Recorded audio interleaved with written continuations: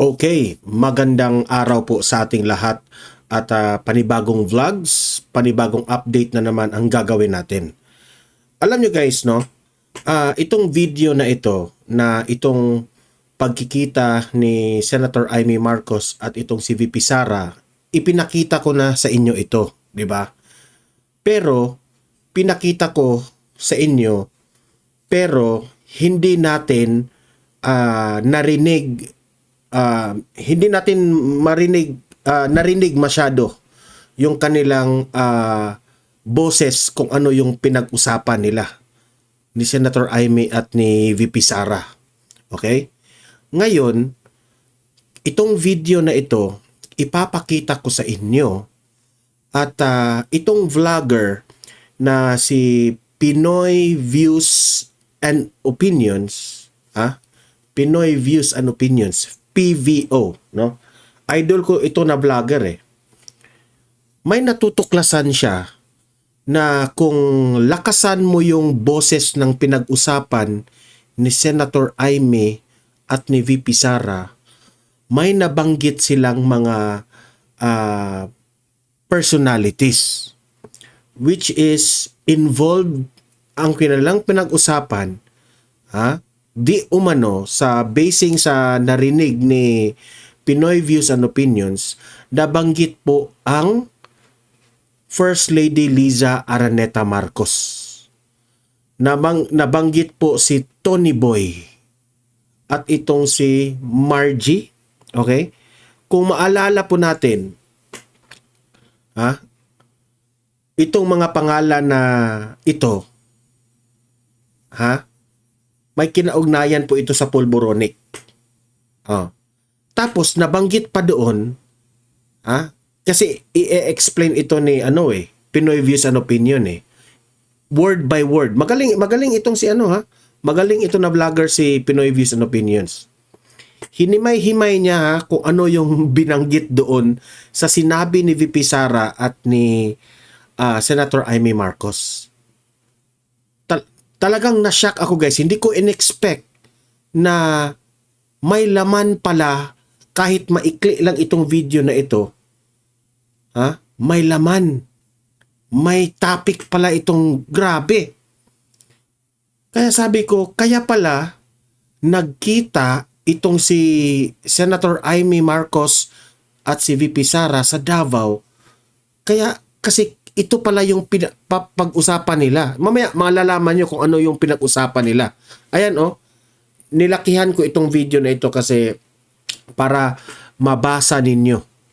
Okay? Mabasa ninyo ang ano yung lumabas sa kanilang bibig itong si Senator Amy at si VP Sara. Okay? Meron raw dumudugo yung ilong. Okay, so pakinggan natin ang explanation mamaya nitong si PVO. Okay, yan ang unang topic natin. Pangalawang topic natin ay itong video ni Migs Nograles na nangangampanya na kailangan raw silang manalo. Okay, kasi kung manalo sila, pwede raw silang makapagserbisyo sa taong bayan. Pera na naman cash assistance. Dapat raw silang manalo kasi kung hindi sila mananalo, walang cash assistance. Ito yung pinag-usapan natin the other day na bakit ganyan. Na kahit sino ang mananalo, kahit sino ang mananalo, tulungan pa rin natin ang taong bayan. Hindi ibig sabihin kung hindi mananalo itong si Migs Nograles, ay hindi kayang si Duterte ang kalaban ninyo, si former President Duterte. Kung mananalo si former President Duterte, ibig nyo bang sabihin, hindi na makatulong si Duterte sa mga hospitalization nyo dyan, sa mga cash assistance? Di ba? What kind of pangangampanya ito, Migs Nograles, na sasabihin mo sa taong bayan na kailangang manalo kayo kasi kung hindi kayo mananalo, wala nang cash assistance. Sa bagay, kaalyado nyo ang House Speaker ng House of Representatives. Oh, di ba? Pero hindi ibig sabihin na hindi hahanap ng paraan ang mga Duterte kung tutulungan nila ang kanyang proven and tested na nga yan ang mga Duterte.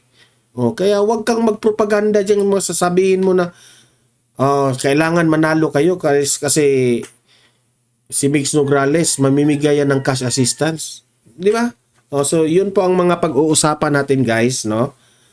Yun ang mga pag-uusapan natin, pero bago ang lahat, bago ang lahat, help me po muna na i-like at saka i-share itong video na ito para, guys, kakalat ito sa taong bayan. Okay? Sabay-sabay muna tayong mag-like and share sa Donmar TV. Itong video na ito, like and share. 1, 2, 3, go! Okay, naka-like and share na ba lahat? And also, guys, sa mga bago pa lang dito sa aking channel, mag-subscribe na po kayo para lagi kayong updated sa ating mga balita. And at the same time, yung mga cellphone ninyo, ma-notify yan kung meron tayong breaking news, bagong uploads, o kung nagla-live ang ating channel. Ma-notify kayo lahat dyan. Kaya mahalaga po na mag-subscribe tayo sa Donmar TV. 1, 2, 3, go! Ayan, nakasubscribe na ba lahat? Okay. So, unahin muna natin itong panoorin natin itong ano ba talaga itong pinag-usapan ni Senator Amy at itong si VP Sara. Patungkol ba ito sa polboronic ni Bongbong Marcos?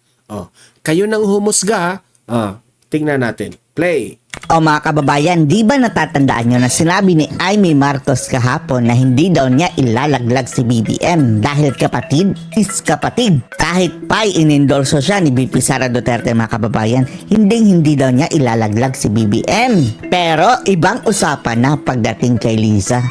Dahil hindi na niya ito kapatid Asawa ng kanyang kapatid, mga kababayan.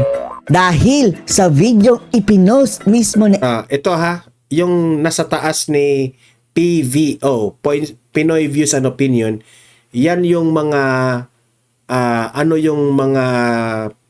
pinagsasabi ni VP Sara at ni Senator Amy Marcos. Okay? I-follow nyo lang yan while magsalita sila. Amy Marcos, mga kababayan, ewan lang natin kung ano ang intensyon nila dito.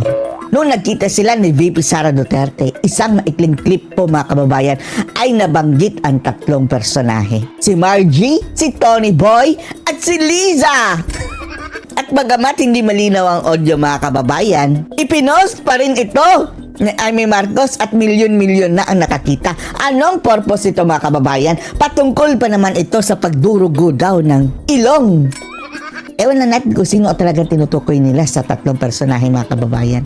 All of the above ba? Panoorin po ninyo, eto, mga kababayan, ang post na ito, mga kababayan, ay galing mismo kay Amy Marcos. Tingnan nyo, Senator Amy R. Marcos, may checkmark, mga kababayan, meaning siya ang nag-post. At sa anong kadahilanan, ewan lang natin. What is the purpose na bakit pinost ito ni Amy Marcos? Nagbibigay na ba siya ng hint sa pagiging judictus benedictus ng mga taong ewan na natin, At lumalabas, mga kababayan, na parang intentional ang videong ito Dahil may nag-video na kaagad, mga kababayan, pagpasok pa lang ni Sara. At kampo yan ni Marcos, Dahil si Marcos ang nag-post yan pumasok si Inday.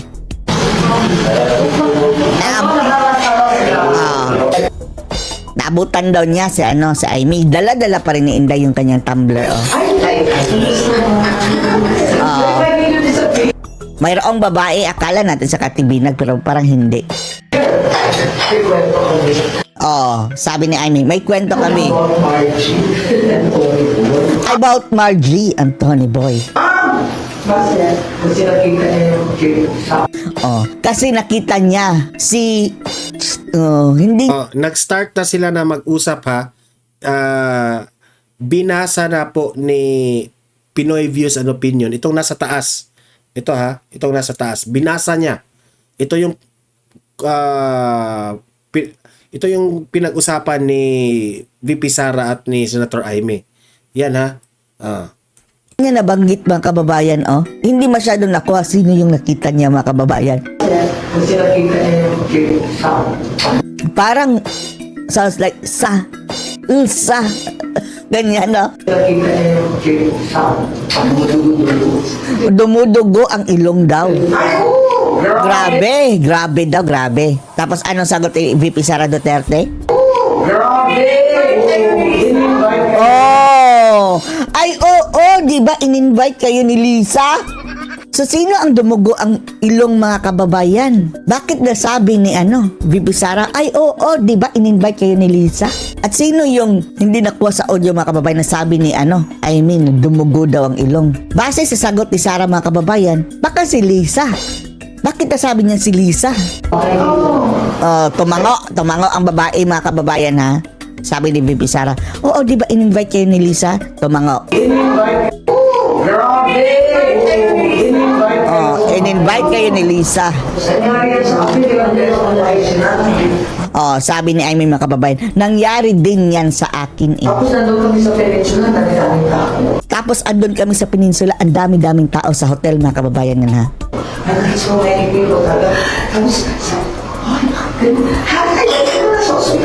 Tapos tinuro daw ni Aimee mga kababayan yung dugo o yung ilong na may dugo. Uy, bakit ganyan? Dalhin natin sa ospital, sabi ni Aimee.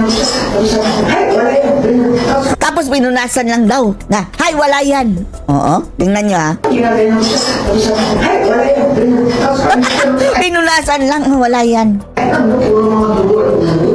Tapos kain lang sila ng kain, puro mga dugo ang ilong. Gross! Oh!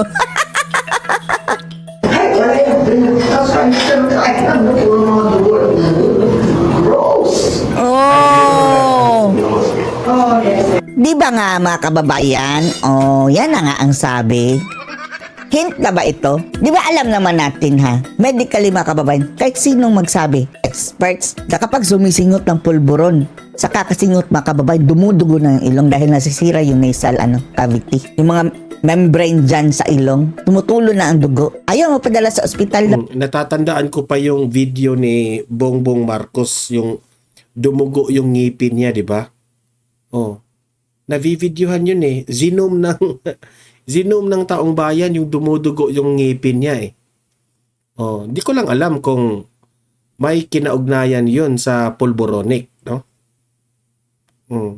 Kasi syempre yung mga supporters ni Bongbong Marcos nagtatanong baka may seryoso pong sakit si Bongbong Marcos. 'Di ba? Tapos, makukulat natin dahil ang issue ng mga tao ito mga kababayan ay paggamit ng pulburon. So hint na ba ito ni na Aimee? Ang nabanggit ng mga personality mga kababayan na kasama si Liza.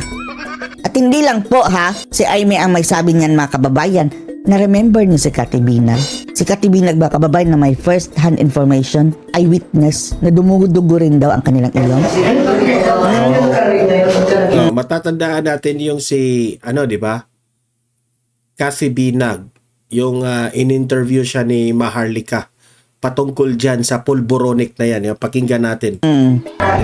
Sometimes kasi, eto pa yung isa, yung manhid ka na. Minsan nga tutulo na yung what you call that, yung uhog mo. Yung uhog. Oh, Kasi then nangyayari the sa blood. kanila yun. Oh, blood! Oh, tumutulo na yung blood sa Na ilong. may blood. dugo. Tapos while they're talking sometimes, Ayan na ha, kinumpirma na ni Aimee mga kababayan ha, na yung grupo ng mga ngag-ngag, puro dugo daw ang ilong. Oh, ito na yung sinabi, dati pa ito ha, ni Kati Binag nung una niyang paglantad. panililit na nila. Parang, Oh, oh my gosh. pati ang dugo mga kababayan, napupunta na sa bunganga, dinidilaan na lang. Diba ganun? Kasi they thought it's nothing, di ba? Akala nila wala lang. So parang, minsan babanggitin mo, sandali lang, parang dugo na yan. Oh, dugo so, na bibigyan yun. mo ng tissue or whatever. Alam mo yan. Eh, sure, I feel bad. Kasi I don't Kaya nga sabi ni Aimee doon dali na Sa mga taong bayan na until now hindi kayo naniniwala na patungkol dyan sa pulboronic issue ni Bongbong Marcos, ito yung panoorin nyo. Okay, at kayo nang humusga. Ako rin, may rin ako ha. dito sa mga ganito, tinitingnan ko rin ito, di ba? Kasi gusto naman natin malalaman yung katotohanan eh. Oh. Pero sa sobrang dami po ang mga nagsasabi patungkol dyan, no? Parang kung ako pa ni Bongbong Marcos, no? Magpa-hair follicle test na siya para mapatunayan na siya ay malinis, di ba? Oh, if itong mga ganitong type of mga issue, if gusto niyang maging malinis siya, patunayan niya sa buong sambayan ng Pilipino para mapahiya, di ba? Oh, pero ang tanong, papayag ba siya? Kasi kung hindi siya papayag, mas lalong magdududa ang taong bayan. Natin sa ospital, lalo natin sa ospital. Ay, wala yan. Kakain tayo.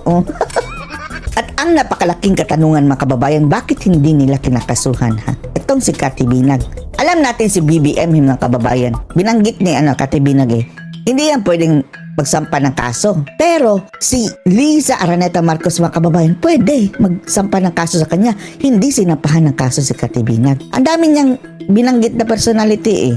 Pati si Tony Boy, hindi nagsampa ng kaso mga kababayan. At yung mga kasamahan ni BBM, bakit walang nagsampa ni isa? At ang nakapagtataka, ni isang mainstream media mga kababayan, walang tumake up dito sa napakalaking pasabog.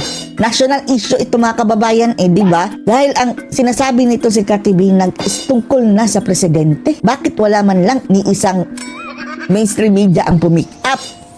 Nakakapagtaka ba? Kung kay Duterte yan mga kababayan, kahit pa chismis, kaliit-lit na chismis, headlines agad. Kaya talaga. Kasi if you have everything naman, why are you doing it? Alam ko naman na they're doing it. You know? Wow. I know They're doing that. it. So like, kasi nung first time kong na-meet sila, they're doing it talaga. 2012. Gumagamit na. By the way guys, mag-subscribe kayo dito kay Pinoy Views and Opinion.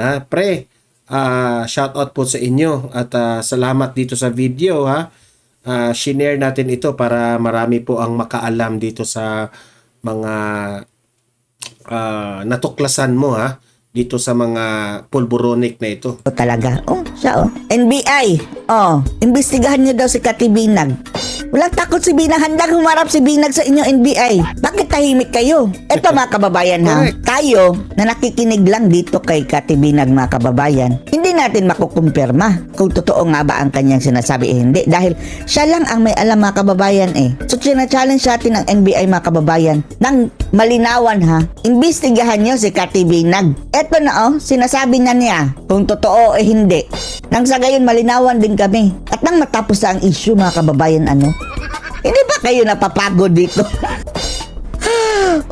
Para once and for all matuldukan. 12? Yung first time. 2012 yun. So like, in their house, dinala ako ni Tony Boy sa bahay nila. Yeah. Sa Forbes Park, sa Nara Yung nabanggit kanina na Tony Boy, yun yung partner niya dati. Street. Yeah, sa bahay nila. Yeah. So, Hanggang ngayon mga kababayan ang videong ito kung makalat pa rin sa internet, andun pa rin sa YouTube ni Maharlika mga kababayan. then nakita ko naglalakad si First Lady papunta. Nakita niya ako. Tapos sabi niya sa akin, ang sabi niya sa akin, "Hi! Hi! Who are you?" Who are you? "Hi, hello." Sabi ko, "I'm Cathy. I'm with Tony Boy." Sabi niya, "Oh, okay." Sabi niya. Tapos sabi niya sa akin, "Do you want?" Do you want? Inalok daw mga kababayan. Do you want? What? Oo, sabi ko, "Do you want?" Tapos sabi ko, "What?" Sabi ko, "What? What's that?" Sabi niya. Tapos pinakita lang niya. Then sabi ko, "Ay, no, sorry, I don't do that." Tapos sabi niya, "Kasi alam ko naman na yung ex ko, ginagawa niya yun, diba? So, you know. Okay. So, nakita ko yun. Tapos pagtingin ko, sabi ko, "Ay, sorry. Sorry, I don't do Sorry, that." I don't do that. Why are you Lisa. here? So why are you here? Taray. Do that. Sabi niya, why are you Lisa. here? Why are you here? You're not supposed to be here. Sabi ko, Sige Lisa, kasuhan mo daw ito si Cathy Binag para magkaalaman. Bakit hindi mga kababayan? At bakit tahimik dito ang media? Yan lang ang nakakapagtaka. So ano masasabi niyo dito? Subscribe kayo dito kay PVO, Pinoy Views and Opinion. Ayan so grabe.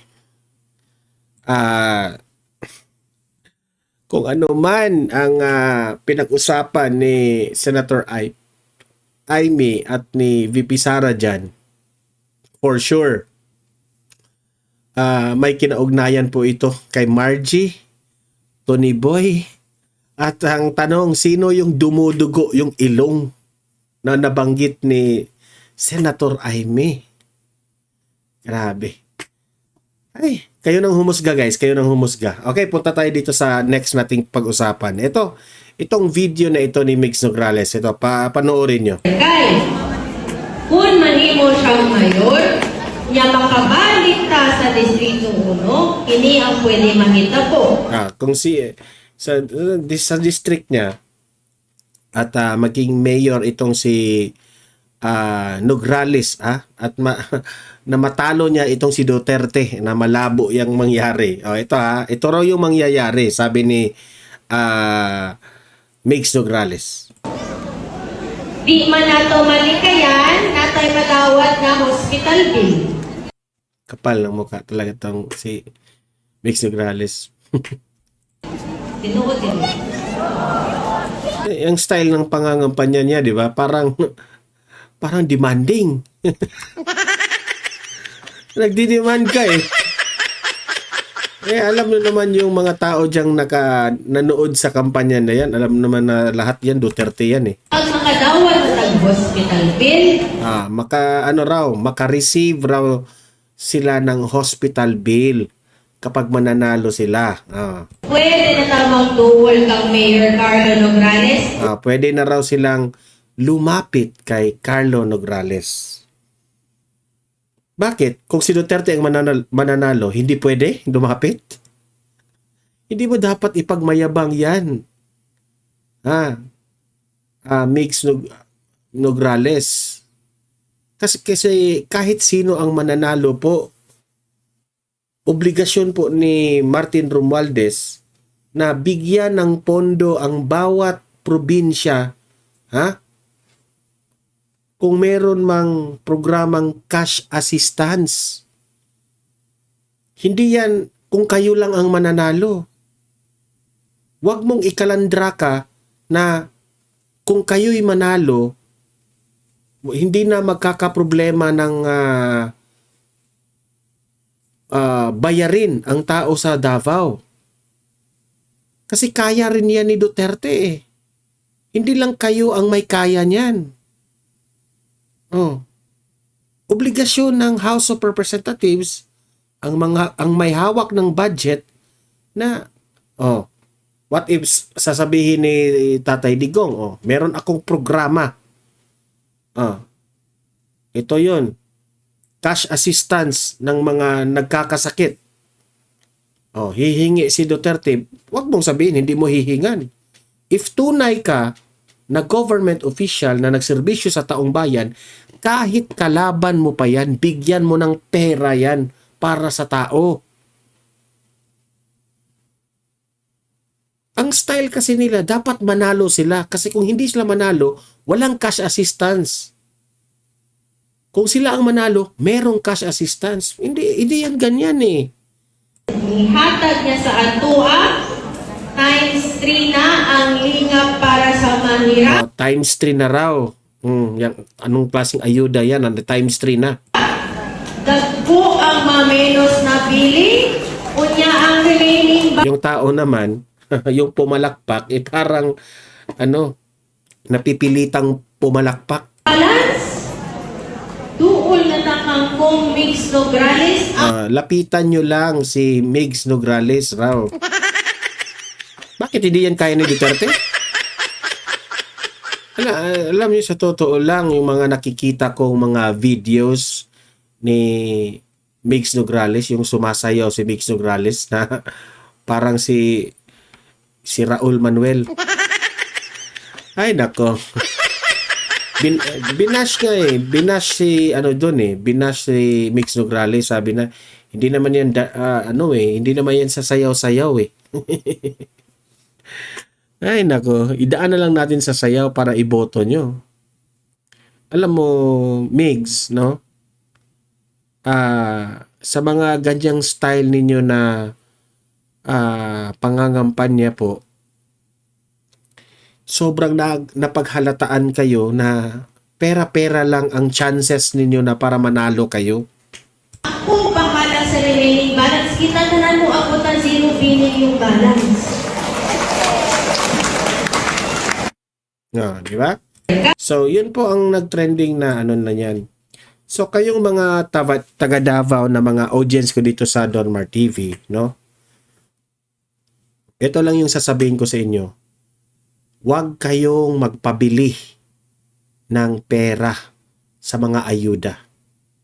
Remember na bago kayo bumoto, isipin nyo muna ng mabuti na itong iboboto kong tao, karapat-dapat ba itong iboto? Isipin nyo ang future ninyo. Isipin nyo kung namumulitika lang ba itong taong ito o tunay siyang tutulong sa amin. Isipin nyo mabuti. Wala kayong utang na loob. Kahit anong cash assistance pa yan, kahit gaano kalaki ang ibigay na pera sa inyo na tinulungan kayo ng isang government official, wala kayong utang na loob doon. Kasi pera natin yan. Pera yan ng mga taxpayers that will be given back to us. Okay? Binibigay yan dahil sa atin yan. Kaya wala kayong utang na loob. Kunin niyo lahat ha. Lahat ng namimigay sa inyo ng ayuda, kung anong pera na ibinigay sa inyo, galing sa gobyerno o galing ba yan sa ano, tanggapin niyo lahat. Pero wala kayong utang na loob doon. Iboto niyo ang inyong kung ano ang nasa puso ninyo. Okay? Respetuhin nyo ang sarili ninyo. Huwag kayong magpapabili dito sa mga kandidatong namimigay ng ayuda. Okay? Kasi po, marami sa mga tumatakbo ngayon na ang kanilang kapalaran ay pera-pera na lang. Nananalo sila dahil namimigay sila ng pera. When in fact, it's not their money. It's the money of the government. It's the money of the taxpayers that is given back to the Filipino people. So tandaan nyo yan ha. Tandaan nyo yan. Huwag kayong magpapabola, huwag kayong magpapaloko. Okay? So libre po kayong mag-comment, mag-react sa mga pinag-usapan natin. At pag-usapan natin yan sa comment section, okay? Don't forget, i-like, i-share itong video na ito ha, para kakalat ito sa taong bayan. And sa mga bago pa lang dito sa aking channel, mag-subscribe na po kayo, okay?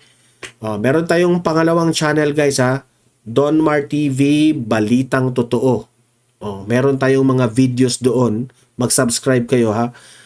Dami nating mga videos doon na in-upload na hindi po natin ina-upload dito sa main channel natin. Okay? So, subscribe rin kayo doon sa Donmar TV, Balitang Totoo.